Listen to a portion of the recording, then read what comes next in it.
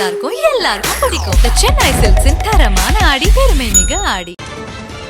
அண்மை செய்தியாக நாம் பார்த்துக் கொண்டிருக்கிறோம். கர்நாடக அணைகளிலிருந்து தமிழ்நாட்டிற்கு தண்ணீர் அளிக்க முடியாது என கர்நாடக அரசு தெரிவித்ததற்கு மாண்புமிகு முதலமைச்சர் மு க ஸ்டாலின் கண்டனம் தெரிவித்திருக்கிறார். நாளை துரைமுருகன் தலைமையில் அனைத்து சட்டமன்ற கட்சி தலைவர்களின் கூட்டம் நடைபெற இருக்கிறது. கர்நாடகாவில் உள்ள முக்கிய 4 அணைகளில் 75 டிஎம்சி தண்ணீர் உள்ளது என்று முதலமைச்சர் மு க ஸ்டாலின் கூறியிருக்கிறார். தமிழகத்தின் முக்கிய நீராதாரமான மேட்டூர் அணையில் வெறும் 13 டிஎம்சி தான் நீர் இருப்புள்ளது என்றும் முதலமைச்சர் கூறியிருக்கிறார். காவிரி ஒழுங்காற்றுக்குழு உச்சநீதிமன்ற தீர்ப்பை கர்நாடக அரசு மீறி வருவதாக முதலமைச்சர் கண்டனம் தெரிவித்திருக்கிறார்.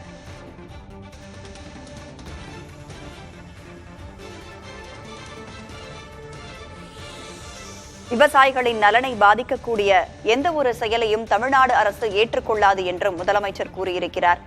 காவிரி ஒழுங்காற்றுக்குழு உச்சநீதிமன்ற தீர்ப்பை தமிழக அரசு கர்நாடகாவில் உள்ள முக்கிய 4 அணைகளில் 75 டிஎம்சி தண்ணீர் இருப்பு உள்ளதாகவும் தமிழகத்தின் முக்கிய நீராதாரமான மேட்டூர் அணையில் வெறும் 13 டிஎம்சி நீர் இருப்பு உள்ளது என்றும் முதலமைச்சர் கூறியிருக்கிறார். தமிழ்நாட்டிற்கு நீர் வழங்க முடியாது என கர்நாடக அரசு கூறுவது வன்மையாக கண்டிக்கத்தக்கது என்றும் முதலமைச்சர் மு க ஸ்டாலின் கூறியிருக்கிறார். அண்மை செய்தியாக நாம் தொடர்ந்து பார்த்துக் கொண்டிருக்கிறோம்.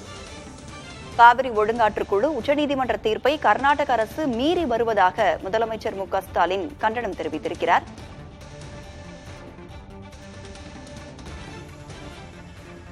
இது தொடர்பாக அலசுவதற்காக செய்தி அறையில் விஜயன் நம்மோடு இணைந்திருக்கிறார். இனி நீங்கள் தொடரலாம் விஜயன்.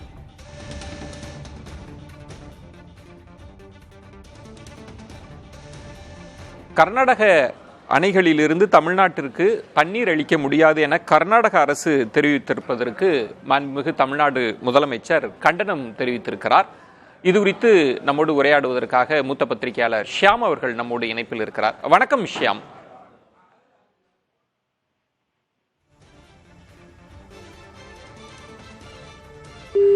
உச்சநீதிமன்ற தீர்ப்பை கர்நாடக அரசு மீறி இருப்பதாக முதலமைச்சர் கண்டனம் தெரிவித்திருக்கிறார். சுமார் 75 டிஎம்சி கர்நாடக அணைகளில் நீர் இருப்பு இருக்கிறது. மேட்டூர் அணையில் சுமார் 13 டிஎம்சி அளவிற்கு தான் நீர் இருப்பு இருக்கிறது. உச்சநீதிமன்றம் காவிரி ஒழுங்காற்று குழு அந்த உத்தரவுகளை எல்லாம் கர்நாடக அரசு மீறி உள்ளது என்று கண்டனம் தெரிவித்திருக்கிறார். இது குறித்து ஆலோசிப்பதற்காக தமிழ்நாடு சட்டமன்ற கட்சி தலைவர்களின் அனைத்து கட்சி கூட்டத்தை நாளை கூட்ட இருக்கிறது தமிழ்நாடு அரசு. அவர்களினுடைய கருத்துக்களை பெற்று வல்லுநர்களின் ஆலோசனைகளை பெற்று அடுத்த கட்ட நடவடிக்கையை எடுப்பதாக தமிழ்நாடு அரசு தரப்பில் கருத்து தெரிவிக்கப்பட்டிருக்கிறது. இது குறித்து பேசுவதற்காக மூத்த பத்திரிகையாளர் ஷியாம் அவர்கள் இணைப்பில் இருக்கிறார். வணக்கம் ஷியாம். வணக்கம். உச்சநீதிமன்ற தீர்ப்பை கர்நாடகா மீறி இருக்கிறது என்பதோடு மட்டுமல்லாமல் காவிரி சிக்கலும் இதற்குள் இருக்கிறது. அதை தாண்டி கர்நாடகாவை தோழமை கட்சியான திமுக ஏன் கண்டிக்கல அப்படின்ற அரசியல் ரீதியான பார்வையும் தொடர்ந்து முன்வைக்கப்பட்டு கொண்டிருந்தது. இந்த சூழல்ல தான் தமிழ்நாடு முதலமைச்சர் கர்நாடக அரசிற்கு கண்டனத்தை தெரிவிச்சிருக்கிறார். இந்த கண்டனத்தை எப்படி பார்க்கிறீங்க? இந்த சிக்கலை எப்படி புரிஞ்சுக்கிறீங்க ஷியாம்? உச்சநீதிமன்றத்தின் தீர்ப்பையோ காவிரி ஒழுங்காற்றுக்குழு ஆணையோ கர்நாடகா என்றைக்குமே மதித்ததில்லை. இது 1991 நான் பாக்குறேன்.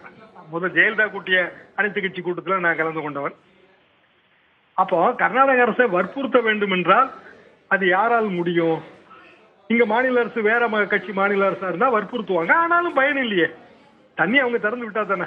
பஞ்சகால பகிர்வு என்பதே இல்லை. அதான் இதோட பிரச்சனை. டிஸ்ட்ரஸ் ஷேரிங் சுப்ரீம் கோர்ட்டு ஸ்கீம்னு சொல்லுச்சு, அவ்வளவுதான், அதோட விட்டுருச்சு.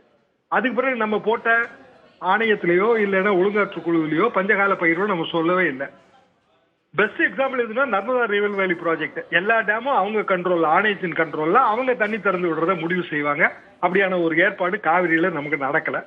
நீங்க சரியாக சொன்னபடி இது இங்க லோக்கல் கவர்மெண்ட்டுக்கு ப்ராப்ளம். என்னன்னா கூட்டணி 2 பேர் கூட்டணியில, ஒரே கூட்டணி இந்தியா கூட்டணியில இருக்காங்க. சோ அதை சமாளிப்பதற்காகத்தான் அனைத்து கட்சி கூட்டம் தான் நான் இதை புரிஞ்சுக்கிறேன். காரணம் அவங்க இப்படி மறுத்தது என்பது இது முதல் முறை அல்ல. இப்ப இந்த அக்ரிகல்ச்சர் இயர்லயே பல முறை கர்நாடகம் நமக்கு தண்ணி திறந்து விடல. நமக்கு ஜூன் டேட் மிஸ் ஆகி போச்சு. இப்போ குறுவை நீங்க பின்னாடி தண்ணியே குறுவை பயிர் சாகுபடி செய்யறதா இருந்தாலும் அது மழை வெள்ளத்துல மாட்டி அறுவடை பாதிக்கும். இதுதான் டெல்டா காரணம் என்னோட ஒப்பீனியன். ஆக தண்ணி வந்தும் பயன் இல்லைங்கிற நிலைமையில தான் நம்ம உண்மையிலே இருக்கிறோம்.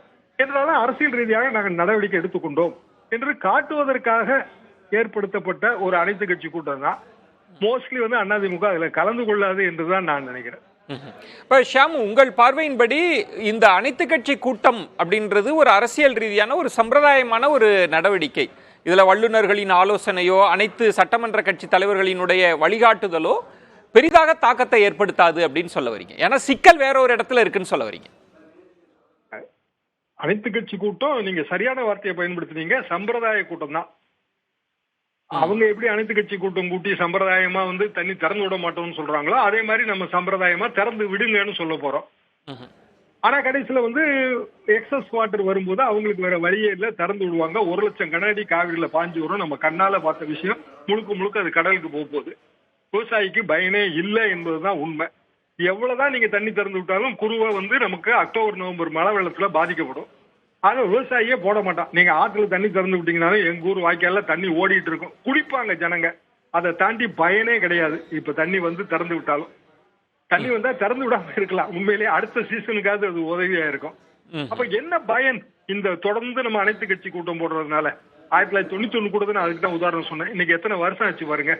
அனைத்து கட்சி கூட்டம் ஒரு தீர்மானம். இதை தாண்டிய பயனே இல்லை. நாங்களும் நடவடிக்கை எடுத்தோன்னு அந்தந்த அரசுகள் வந்து தொடர்ந்து காட்டிட்டே வருது. லோயர் ரைபேரியன் ஸ்டேட்டோட உரிமையை மதிக்காத அப்பர் ரைபேரியன் ஸ்டேட்டை கண்டிக்கக்கூடிய பிராணி தெம்பு உச்சநீதிமன்றத்துக்கு இருக்க வேண்டும். அன்ஃபார்ச்சுனேட்லி அது இல்லை. நன்றி ஷாம், உங்களுடைய பார்வைகளை முன்வைத்தமைக்கு. எல்லாமே நல்லா இருக்கும், எல்லாருக்கும் பிடிக்கும். சென்னை சில்க்ஸின் தரமான ஆடி பெருமை மிக ஆடி.